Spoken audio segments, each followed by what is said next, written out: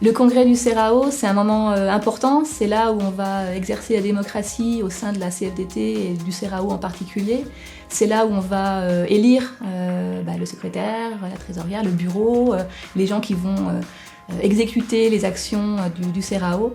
Donc c'est un moment hyper important et c'est un moment aussi où on se retrouve tous ensemble, tous les militants qui font partie du syndicat et où on échange et où on discute et c'est un moment humain qui a du sens et qui est vraiment important.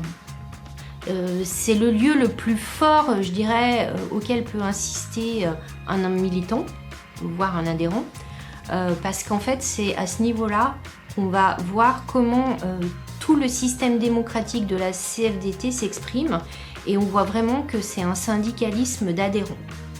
C'est vraiment un moment fort de démocratie, mais aussi un moment fort en fait de travail collectif, et on a l'occasion, en participant à un congrès aussi, de s'émanciper et de découvrir aussi toute la force du réseau de la CFDT.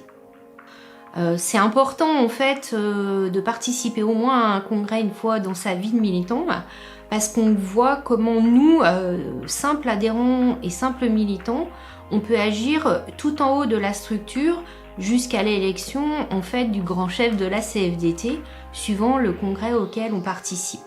Le congrès, pour moi, c'est la grand-messe du syndicat.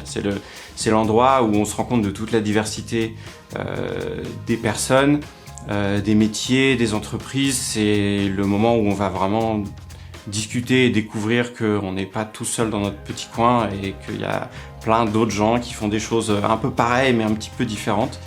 Et puis ça donne des idées en échangeant. Ça permet de